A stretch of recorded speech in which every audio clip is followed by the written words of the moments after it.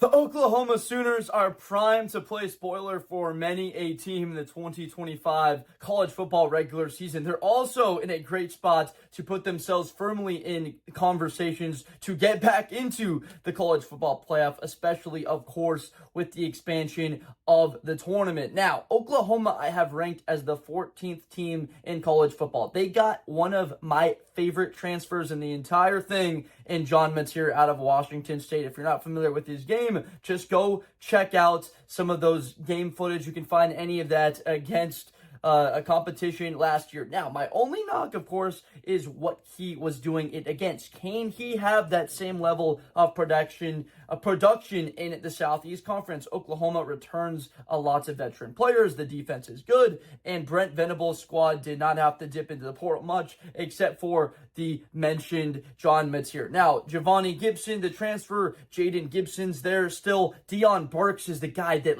he could transform this offense if he can really take up. Jackson Arnold could not get the job done. They said goodbye to Dylan Gabriel, let you go to New York and do that, have a good season for the Ducks, which looked like a bad decision, but all of that is water under a bridge. Oklahoma primed and ready to shock the nation next year. Let's just see what that could potentially look like. Week 1, they've got Illinois State. Of course, we know about the easy matchups that teams have throughout the season. Got a 41-13. Welcome to college football in 2025 to the Sooners. A huge win, 41-13. Not huge in the sense of big, important, but a big margin of victory. Week 2, now this would be a huge win because the SEC, very commonly known, has dropped a couple of these matchups against the Big Ten of late. Alabama losing to Michigan in that bowl game last year. Tennessee losing to the Buckeyes. Texas losing to the Buckeyes. South Carolina losing to Illinois.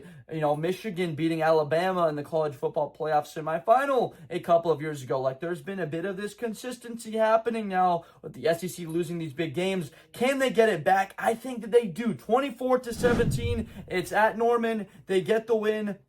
At home, Michigan is likely going to be having Bryce Underwood, the first-year quarterback, the number 1 overall recruit in the country, playing, taking snaps. That's amazing. It's incredible. He's a fantastic prospect and is going to have a tremendous college football career. Not doubting any of that. But John Mateer, a seasoned veteran, a guy that ran for 15 touchdowns a year ago, can't understate that level of impact. A massive win against the Wolverines and turning eyes towards Oklahoma in a big spot early in the year. Week 3, they're at Temple. Everyone and their mother and grandma is expecting a big win, 49-12 against them. At this point in the season, a 3-0 start is something that everybody would take. You can't get ahead of yourself. A lot of teams are going to be starting off the college football season 3-0, having a couple of decent wins. I'm not that high on Michigan. I've got them as 8-4 on the season. And then it comes out to Auburn at home, have them losing.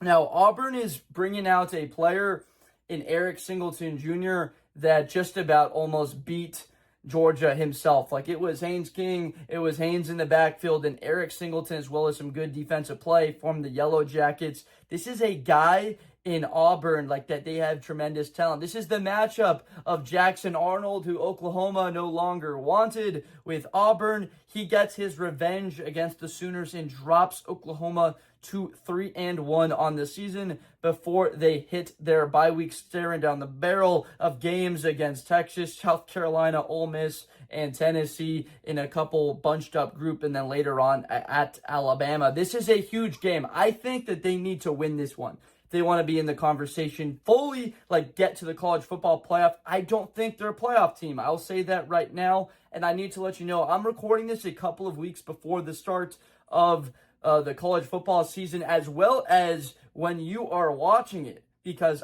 when you're watching this video, I'll be in Africa out there enjoying a vacation, checking out the Great Migration. Of course, have to check out the Great Migration in Africa, out in Tanzania. But besides the point, it's to say that I might be talking and mentioning guys that might have sadly been hurt, won't be impact factor players that I'm talking about with passion, but might not be on the field because I don't know that information yet. Just want to make that clear so that you can understand. They've got the bye, and then Kent State, where they get the win, improving to 4-1 on the season before Red River. Holy cow. Just the shootout in that location at the Cotton Bowl. I haven't been there to that game. It's something that I have absolutely need to do. Now, let me know in the comments what you think about that game. If you've been to that game or you want to, let me know what's stopping you. What's stopping me is the fact that, like, I just have trouble in the heat. Is it going to be hot? I like college football or football in general in the cold. I'm fine putting on 6 jackets and putting on a beanie and 3 layers of socks, keeping those toes warm. But in the heat, even if this is in October every year, it always looks like it's 90 degrees out there. That is a big part of it. But I'll suck it up and get out there. I'm no wuss. We'll make it happen. But I have a loss against Texas. This is, of course, the John Mateer versus Arch Manning matchup everybody's going to be excited about talking about. Texas isn't just Arch Manning. They run through veteran ability of Anthony Hill Jr., of Malik Muhammad, of the youngster still, the true sophomore freshman player of the year, Sean Alexander Award winner Colin Simmons. And then offensively, they get CJ Baxter back at running back, Quintavion Wisner, not to just name like half their roster, but like they are good. That's why I'm naming it. All those players are very effective in why Texas will win the Red River shootout 34-27. Who's the main back? I'm hearing that it's CJ Baxter to give Oklahoma a good amount of trouble, and that will be a number of points that Sooner fans don't want to see put up on the board. And an area where you got, are you going to stop Arch or are you going to stop Wisner and Baxter? At some point, you got to make a decision. At that point, 4-2 on the year, heading into a matchup against number 12 South Carolina, have them moving to 5-2 on the year, coming up with the win. That stretch, though, Texas, South Carolina, Ole Miss, Tennessee, back to back, all of them ranked by just about everybody, have them as 1 Texas, 12 South Carolina, 10 Ole Miss, and 25 at Tennessee. Neyland, what a horrible stretch. Could that be the toughest stretch in college football next year? Like, I'm not going to argue with you if you do say. Back to it, 4-2 at South Carolina. Of course, they don't have a number of the players on defense, which I do think hurts them in the sense of being able to shut down Mateer's legs. That's going to be the topic of conversation in every meeting room. How do we do that? They did have Nick Emanwari, the freak, 4.37 speed safety, 6'3", 228 pounds, that he could cover every single blade of grass and get down there and do it. Kyle Kennard, the SEC Defensive Player of the Year, the Bednarik Award winner. They had TJ Sanders on that defense. They had Shamar Turner in the middle of that defense. They were freaking loaded. Have them losing to Oklahoma 24-16, with the Sooners improving to 5-2 on the season. I got to take a second here and talk about Deion Burks. He needs to be a factor. Will Huggins, of course, a tight end that's necessary down in the red zone to be a good blocking guy. But who's stepping up? Can it be Deion Burks for Oklahoma next year? I'm putting the pressure on you because defensively, there's not like a name. There's not a couple of names that sort of stick out. I'm looking at this thing right now, and I'm like, who's going to be a guy that steps up? Honestly, all of them. It will be a solid unit on defense. Top 15 defense in the country, most likely. That's what they will be. It's not a matter of discussion. Under Brent Venables, you will have a top 15 defense. It's just a matter of the offense. It was so inept last year with Jackson Arnold that, and even when they made the switch, there was just nothing left. There was no meat on the bone. That thing just looked like it was sick. 5-2 Oklahoma at home against Ole Miss, have the win against Ole Miss 31-23. This is a huge matchup. Why? Because when I've talked about a lot in these videos is Texas, Alabama, Georgia all getting into the college football playoff. 3 SEC teams made it to the playoff last year. The expectation is 4, maybe 5 do this year because of how deep the conference is. But if the conference is that deep, of course, it can cannibalize itself and leave teams with 3-4 losses, and you wind up having those 2 lost Big Tens, the 2 lost ACCs, or 2 lost Big 12 teams getting in, of course, over an 8-4 team. possibly over the 9-3 records, which needs to be thrown out. Get rid of that. A 9-3 SEC is far better than a 10-2 Big 12 or ACC. Just need to say that. Or a 10-2 Big 10 for that matter. So a loss against Texas, win against South Carolina, win against Austin, Simmons, and Ole Miss. What needs to be said is some of these higher scores, like 31-23 against Ole Miss, is just the confidence that Ole Miss isn't going to have what they exactly did last year in the middle. Because Walter Nolan was a spectacular talent. Of course, the former #1 overall prospect in high school football, very good player for Ole Miss, gets drafted in the teens by the Arizona Cardinals. They had Princely Umanmielen now on the Panthers on the edge, Centurine Perkins on the other side. Like they had dudes. They still brought over Princely Umanmielen's younger brother Princewell to be on the edge. They have Suntarine Perkins, who had double-digit sacks a year ago for the Rebels. Like, they have all of that,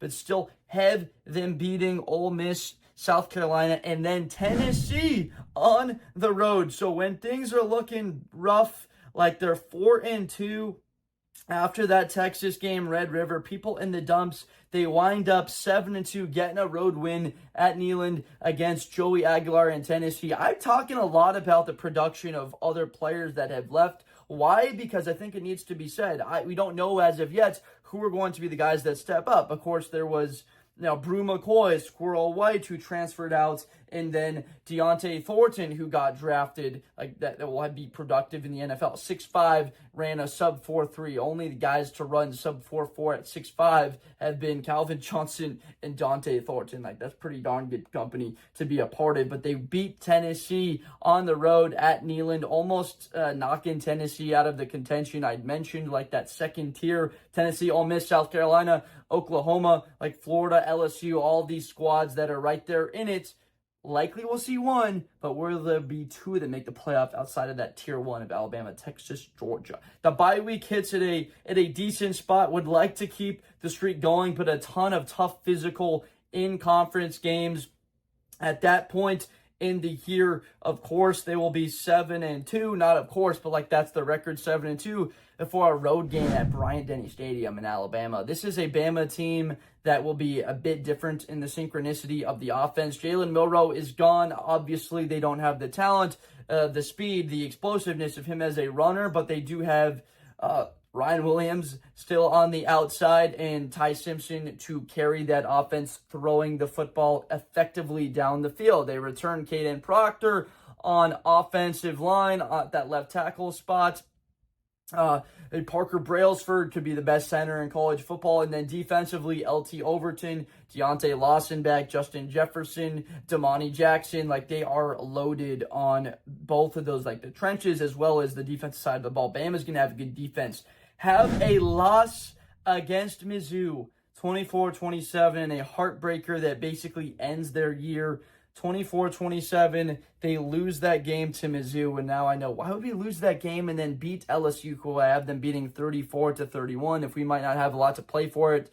Brent Venables is going to have his guys being prideful, that they're not going to quit on him, but they do lose to Mizzou 24-27, heartbreaking fashion in this method of it. That schedule is so tough. The losses could come in different places. The wins could be coming in different places. Obviously, don't know exactly how it will play out. Of course, I know how it's going to play out. Like, I got the future right here, right? But it's just too tough to be able to determine that from here. You're just able to give your projection overall. But they beat LSU and Garrett Nussmeier to end the season 8-4 on the year. I do not think Oklahoma will make the playoffs simply because their schedule is just ridiculous. Top 5 hardest in college football next year. You listened to me talk about it. Those stretches, Texas, South Carolina, Ole Miss, Tennessee. Well, you got to finish with at Bama.